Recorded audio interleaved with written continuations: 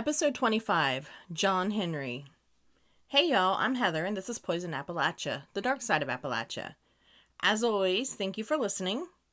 Last week was Billy Milligan. That was kind of a wild one, huh? Hard to tell what was real and what wasn't with him. Then the Wholesome Appalachia episode about Chuck Yeager. I'm still not sure about the way he treated the African-American astronaut in training. But this week, I thought I would talk about John Henry. Who is a folklore hero. This story always I thought was dark because he does end up dying. So I feel like it would fall under Poisoned Appalachia. So, and like I said, around here I make the rules. But I never knew until I saw a post on Facebook last week that John Henry supposedly dug his tunnel in West Virginia.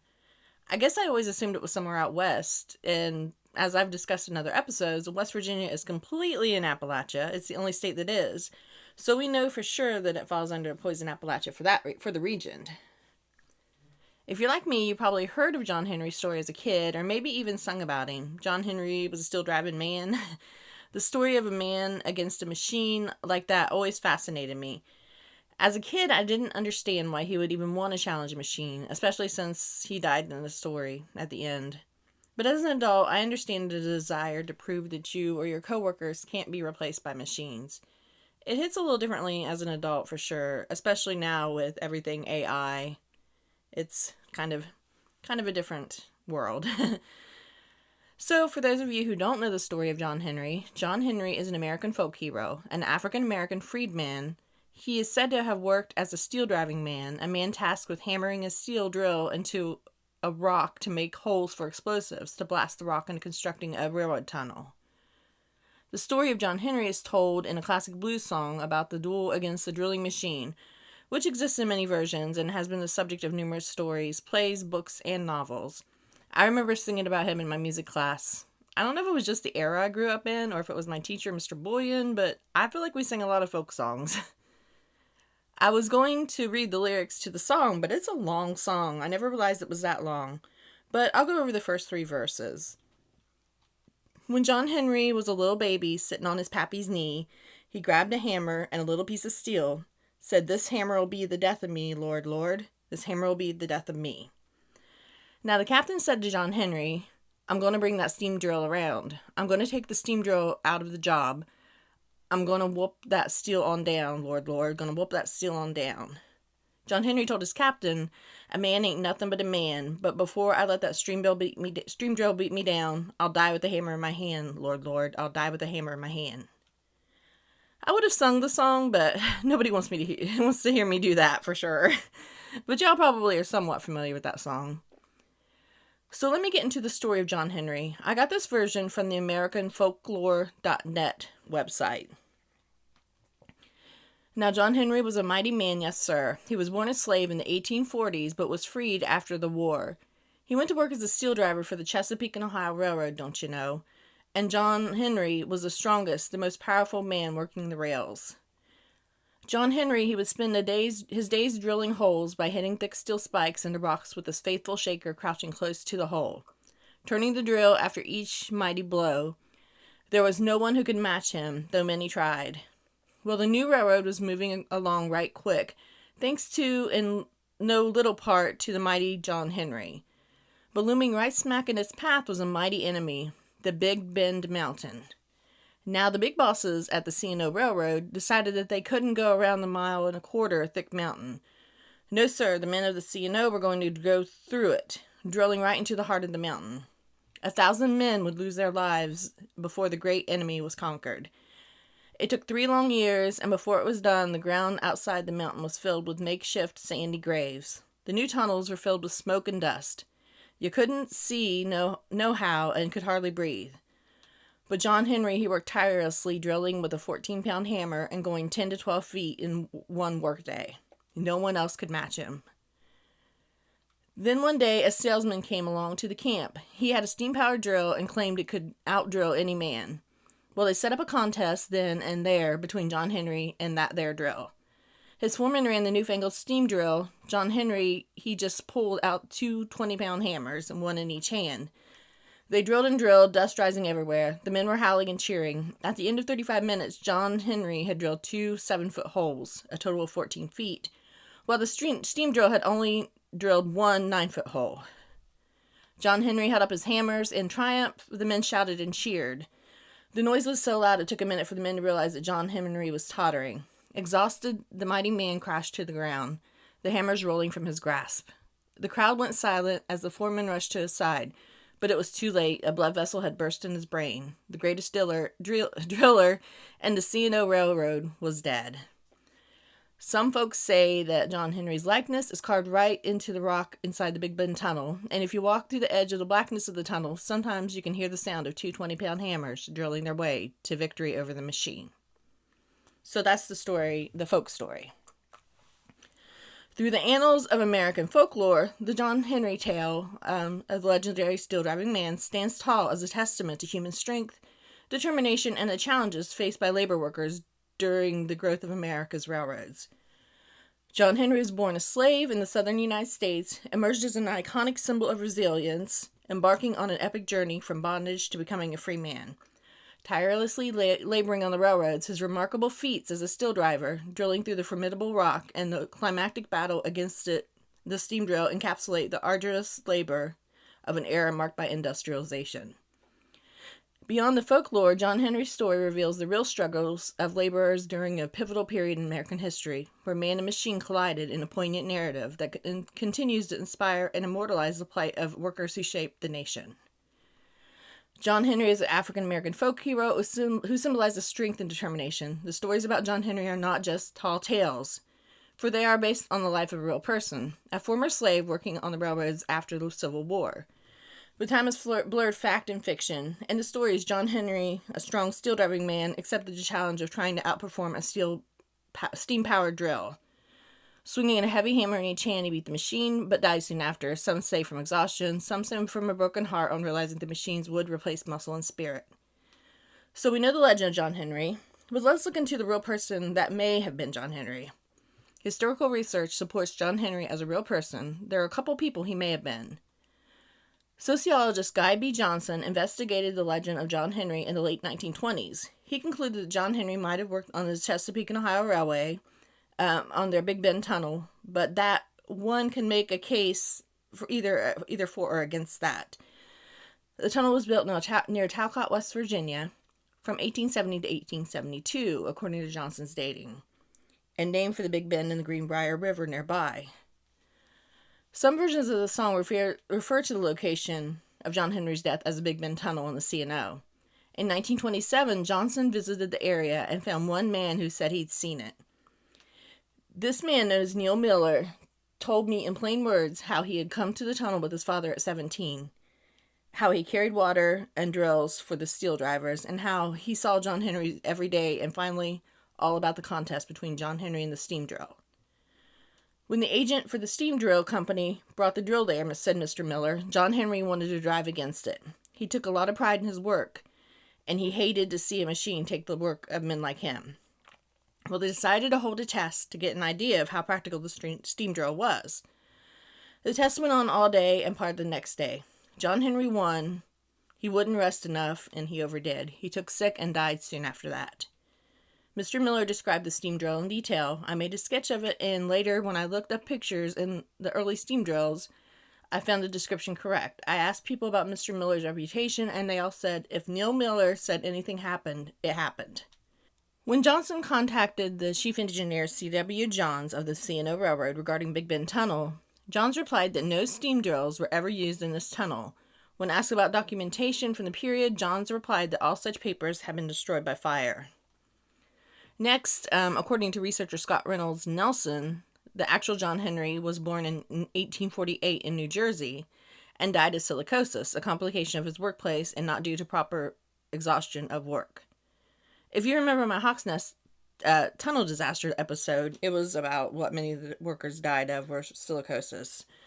It's an occupational lung disease caused by an inhalation of crystalline silica dust. It's marked by inflammation and scarring in the lungs in the form of nodular lesions in the upper lobes of the lungs.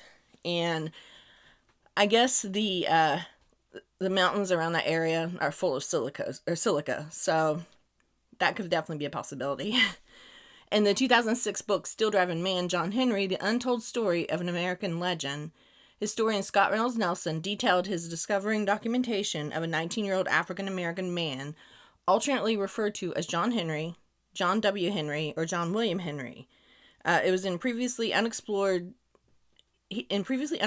prison records for the Virginia Penitentiary. At the time, penitentiary inmates were hired out as laborers to various contractors. And this John Henry was noted as having headed the first group of prisoners to be assigned tunnel work. Nelson also discovered that C&O's tunneling records, which the company believed had been destroyed by fire. Henry, like many African Americans, might have come to Virginia to work on the cleanup of the battlefields after the American Civil War. Arrested and tried for burglary, John Henry was the first group of convicts released by the warden to work as leased labor on the C&O Railway. According to Nelson, objectionable questions at the Virginia prison led the warden to believe that the prisoners, many of whom had been arrested on trivial charges, would be better clothed and fed if they were released as laborers to private contractors. He subsequently changed his mind about this, though, and became an opponent of the convict labor system. So, anyways, in the C&O's tunneling records, Nelson found no evidence of a steam drill being used in a Big Bend tunnel. The records Nelson found indicate that the contest took place over 40 miles away at the Lewis Tunnel between Talcott and Millboro, Virginia, where prisoners did indeed work beside steam drills night and day. Nelson also argues that the verses of the ballad about John Henry being buried near the White House in the sand, somewhere that locomotives roar, mean that John Henry's body was buried in a ditch beside the so-called White House of the Virginia State Penitentiary, which photos from that time indicate was painted white, and where numerous unmarked graves have been found. Prison records for John William Henry stopped in 1873, suggesting that he was kept on the record books until it was clear that he was not coming back and had died. Nelson stresses that John Henry would have been representative of the many hundred convict laborers who were killed in unknown circumstances tunneling through the mountains, or who died shortly afterwards of silicosis from dust created by the drills and blasting. Some history about where John Henry was supposed to have been. In the early 1870s, construction of the Chesapeake and Ohio Railway along the Greenbrier and New Rivers employed thousands of workers. Many of them were African Americans who migrated to West Virginia in search of jobs. Jobs on the railroad were labor-intensive and low-paying, required long hours, and were at times dangerous. Railroad workers were primarily used shovels, wheelbarrows, mules, and black powder to move millions of tons of rock and dirt to prepare for the railroad bed. Workers used axe to cut and shape hundreds of trees into ties, bridge timbers, and lumber for the rail cars. They sweated in the hot summer sun and froze in the cold mountain winters as they worked to connect Tidewater, Virginia, with the Ohio River Valley. In February of 1870, workers began drilling the Great Big Bend Tunnel, where the Greenbrier River makes a 7-mile meander along the Big Bend Mountain. Over 800 men, many of them were African American, cut a 6,450-foot-long tunnel through the mountain. The workers cut the layers of red shale, which tended to disintegrate and expose the air, making the tunnel a dangerous place to work. Rockfalls were common, and death was always a possibility. At nearly 1.25 miles long, the Great Bend Tunnel is the longest on the C&O Railway. The process of building a tunnel in the 1870s was slow and difficult work. Holes were drilled into the layers of rock using a hand drill and hammer. Holes were then filled with powder and blasted in order to make the rock small enough to remove from the tunnel. This drill was held by a shaker, who turned it slightly after each blow and gave a shake to flip the rock dust out of the hole. The steel driver swung the hammer as hard and as often as he could, pounding the drill into the rock. Steel drivers swung a 9-pound hammer straight and strong all day long, every day. The steel bits were different lengths and the sizes for different types of holes. Steel drivers were the only one half of the 2-man team used to drill holes for the tunnel construction. The other half was a shaker, which I mentioned. The shaker's job was to hold the metal bit used to drill holes through the rock. After hammer completed a swing, they would shake the bit and reposition the next swing. Together, these teams bored through rock and mountains, making paths for the railroad. The name of John Henry's shaker is unknown. Some legends call him Little Bill, while others mention him simply as his shaker. As the story goes, John Henry was hired as a steel driver for the railroad. Later, the railroad company bought a steam drill to speed up the work of the tunnel. It said that the steam drill could drill faster than any man. The challenge was on. Man against machine. John Henry was known as the strongest, the fastest, and the most powerful man working on the railroad. He went up against the steam drill to prove that the black worker could drill a hole through the rock farther and faster than a drill could. Using 2 10-pound hammers, one in each hand, he pounded the drill so fast and so hard that he drilled a 14-foot hole into the rock. The legend says that the drill was only able to drill 9 feet. John Henry beat the steam drill and later died of exhaustion. Now, the other story I read said that he used 2 20-pound hammers and got 9 feet. So, there's nothing like the same in all these stories, but it's generally the same idea. The Great Bend Tunnel was completed on September 12, 1872, and remained in service until 1974. The tunnel and the man may have been cemented in the annals of time through the Ballad of John Henry. The song tells of a boy born with a hammer in his hand. It tells of a man who worked the steel driver construction of the Great Bend Tunnel. It tells us of a man who took a hammer in each hand to face down the powerful steam drilling machine. John Henry promised, "If I can't beat this steam drill down, I'll die with this hammer in my hand." At the Great Bend Tunnel, John Henry became one of the world's great folk heroes. As the C&O Railway stretched westward along the Greenbrier River, the legend of John Henry was born at Big Bend Mountain near Talcott, West Virginia. The legend of John Henry is just that, a legend. And through legend, John Henry became a symbol. He symbolized the many African Americans whose sweat and hard work built and maintained the rails across West Virginia. He was a symbol for the black workers who gave their lives in these dangerous occupations. The legend, as told through ballads and work songs, has kept the story of John Henry and the black railroad workers alive. Was John Henry a real person? Or not? If he wasn't an actual person, he was one of thousands of African American railroad workers. John Henry's job as a steel driver was also real. These men helped drill holes for the powder used for blasting the tunnels. The Consol test itself is a merging of history and legend. Companies saw the new steam-powered drilling machines as more efficient than men. To test the viability of the machines, they staged a contest. A steel driving team would face down the steam-powered drill machines.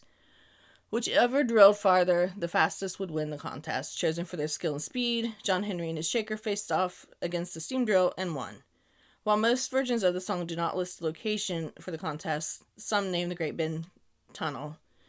This tunnel, of course, is located in Talcott, West Virginia. Whatever version of the race you choose to believe, the story was the same. The construction of the entire C&O rail line was not a product of machinery of the tunnel industrial era. It was the physical labor of thousands of workers that built the railroad track and its tunnels. Historians believe that John Henry died at Great Big Tunnel. It's unlikely that he died from exhaustion, like I said, but from, work hazards. Hundreds of workers died in rock falls and explosions. So even if he didn't die from silicosis, he could have died from anything. Even more suffered, like I said, silicosis. The disease, took out a lot of them because of the sandstone rocks. Some stories suggest that it was silicosis that took John Henry in the end. The workers who died building the tunnel rest in unmarked graves at the tunnel's entrance. Above their graves, a statue of John Henry stands as a champion of those working men. Visitors to Talcott can see the statue standing over the outside of the Great Bend Tunnel. John Henry was one of thousands of men. Through their sweat, blood, and desire to build a new life, they built a foundation for the future. They brought the railroad to West Virginia and contributed to the growth of our nation. Their work still echoes in the whistle you hear today. John Henry's story has been immortalized in various forms, including folk songs and legends. It serves as a reminder of the sacrifices made by countless workers who toiled to build the infrastructure of the United States, and whose stories are often forgotten or untold. Furthermore, John Henry's story has been a source of inspiration for social and labor movements. His legacy endures as a symbol of the struggle for fair wages, better working conditions, and the recognition of labor's pivotal role in the nation's development. John Henry's name remains etched in the annals of American history as a testament to the enduring spirit of those who shaped the nation, one swing of the hammer at a time. The story of John Henry carries a poignant message that transcends time and encapsulates the struggles faced by labor workers during an era marked by industrialization and technological advancement. John Henry's determination to defy the steam drill's encroachment on labor or jobs illustrates the fear that machines will replace human workers. The story underscores the hardships endured by laborers, from grueling working conditions to meager pay, all in the pursuit of progress. You know, really not all that different from today. Like I mentioned earlier, things like AI. There's always something better and newer coming along. But is it really better? A machine can make things easier on people, but I don't know if they can truly replace people, or they shouldn't at least. And that's the crux of John Henry's tale. Could he be replaced by a machine? Maybe, but no machine would put their heart into the job like a human could. So, that's John Henry's story, but I just wanted to go a little bit more into the history of African Americans and the railroads. Prior to the Civil War, nearly every railroad in the American South was built using slave labor. During the Civil War, U.S. military railroads, which is USMRR, employed thousands of African Americans in a strategically important effort of moving men and materials, enabling the North to achieve victory. Without African Americans, there would be no railroads, most likely. Historians are confident that African American workers contributed to the completion of the monumental efforts of completing the Transcontinental Railroad. However, virtually no records exist. After the completion of the railroad, they worked in a variety of positions, including firemen, engineers, porters, dining car waiters, and station ushers. One notable example was the Pullman Company, which was the nation's largest employer of African Americans at the time. Pullman porters, who were all African American, comprised 44% of the Pullman railcar operation workforce. The Brotherhood of Sleeping Car Porters was founded in 1925 as the first African American union in the nation. Their civil rights work was instrumental in the advocacy for labor rights and equality. Each C&O rail yard, engine houses, roundhouse, and depot required other workers to operate and maintain the massive coal and water-powered steam locomotives, as well as the coal, freight, and passenger cars. African Americans were employed as train porters, freight handlers, switch tenders, and engine shop workers. Following the Civil War, George Pullman established the Pullman Sleeping Car Company. Pullman sleeper cars were contracted out to all passenger railways in the United States, and the porters hired as staff sleepers were exclusively black. The Pullman Company grew to the largest single employer of African Americans in the nation. Although the railroad provided employment opportunities for African Americans, these jobs often required the hardest work while providing the lowest pay. Even with these challenges and the limitations of a segregated society, African American railroad men worked hard to provide for their families and built strong black communities through church and school. In addition to their work on the railroad, African Americans also played a significant role in the development of the American West. They helped to build towns and cities, establish businesses, and create a new way of life. The contributions of the West are often overlooked, but they are an essential part of the region's history. So that's about, all the African Americans in the rail companies. We wouldn't have had them without, we wouldn't have had any railways without them, I don't think. But, so let's go back to where John Henry was. Talcott, West Virginia has a John Henry statue if you'd like to visit. The Hilldale Talcott Ruritan Club raised a statue of Henry atop Big Bend Mountain in 1972 to commemorate the legend. The statue now stands outside the Great Bend Tunnel in John Henry Park. Talcott now hosts an annual John Henry Days Festival each July that features retellings of the famous legend, duck races, craft booths, and other festivities. Now, when it says duck races, I'm just curious. I know we have, rubber duck races around here sometimes, so I wonder if it's that or if it's actually real ducks. If it's real ducks, I kind of want to check it out. But if you're in the area, check out the rest of Summers County, too. Summers County is located in the southeast region of West Virginia, scenically placed between the beautiful Greenbrier and the New River valleys. The city of Hinton serves as a county seat in the Souls municipality within Summers County. The railroad boom from the early 20th century helped to build Hinton and Summers County. However, the county's current economy is based primarily on tourism thanks to the Bluestone Dam and Lake, along with Bluestone, Greenbrier, and New Rivers, which converge in Hinton. Summers County is also home to Pipeston Resort, John Henry Historical Park, Camp Summers, and a number of other facilities that provide lodging, camping, and a variety of recreational activities. The Hinton Railroad Museum, the Graham House, the Campbell Flanagan Mural House, John Henry Museum, and other museums provide glimpses into the county's history. The architecture of buildings in Hinton's Nationally Registered Historic District is of interest to many. I've never been to Talcott or Hinton, surprise, surprise, but I have been to Pipestem Resort. Like most of West Virginia, there are plenty of outdoor activities and plenty of beautiful scenery. They don't call it almost heaven for nothing. So that's about it for John Henry. I always kind of think of him, Pecos Bill, and Paul Bunyan together, so it's a surprise to me that he most likely was a real person, or based on a real person. So if he was real, does that mean that Paul Bunyan and his big ox Babe existed? I'd like to see Babe. All jokes aside, another folk hero from this area is Johnny Appleseed. Just a quick about him, because I don't think he has enough to do a whole episode on.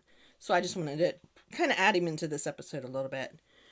Johnny Appleseed, born John Chapman, September 6, 1774, to March 18, 1845, was an American pioneer nurseryman who introduced trees grown with apple seeds as opposed to trees grown with grafting to large parts of Pennsylvania, Ohio, Indiana, Illinois, and Ontario, as well as the northern counties of West Virginia.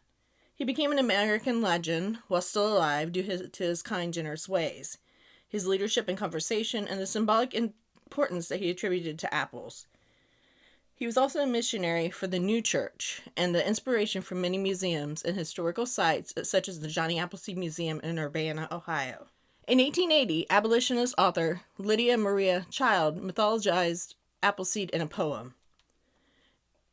In cities, some said the old man was crazy, while others said that he was only lazy. But he took no notice of jibes and jeers. He knew he was working for future years. And if they inquire whence came from such trees, where not a bough once swayed in the breeze, the answer still comes as they travel on. These trees were planted by Appleseed John. So, I think it's a cute little poem.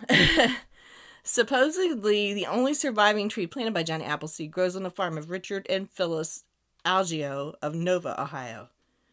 Some marketers complain that it's some marketers claim that it is a Rambo. Some even make the claim that the Rambo is Johnny Appleseed's favorite variety. But that's ignoring the fact that he had religious objections to grafting and preferred wild apples to all named varieties. It appears that most nurseries are calling the tree the Johnny Appleseed variety rather than a Rambo.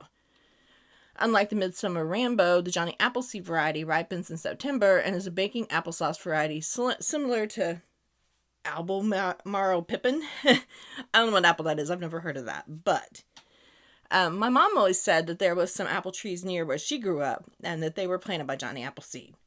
But who knows? Probably just a urban or rural legend. It's just hard to tell. Chapman planted his apples by seed and not grafting, but without grafting, about 1 in 100 seedlings will yield an apple that's edible as fruit. According to Henry David Thoreau, an apple grown from seeds tastes sour enough to set a squirrel's teeth on edge and make a jay scream. But apples from seeds are perfectly fine for making hard cider. And in the early part of the 19th century, there was a demand for hard cider. Ohioans ages 15 and over drank, on average, 30 gallons of hard cider per year, which is 10 ounces of cider a day. Author Michael Pollan believes that since Chapman was against grafting and thus virtually all of his apples were not edible and could only be used for cider, really what Johnny Appleseed was doing, he said, and the reason he was welcome in America in every cabin in Ohio and Indiana, was he was bringing the gift of alcohol to the frontier. He was our American Dionysus. But as him being a religious person, I doubt that was his intentions. So next time you eat an apple and drink some cider, think about Johnny Appleseed. We may not have as many apples around if it wasn't for him. So that's about it for today's show. Have you enjoyed hearing about John Henry? And Johnny Appleseed, I guess. It's an enduring story that still could be relevant today, John Henry's. As always, thank you for listening. Follow me on socials under Poisoned Appalachia. Check out my website. But I'm trying to update my YouTube page. I haven't been very good at that, but I promise I'll be better. Social media is hard, y'all. But that's my goal for the year. I really need to buckle down with social media. Gotta get this thing working. But don't forget to like and rate me on whatever podcast platform you listen to, if you can. And tell your friends about me. Talk to y'all next week.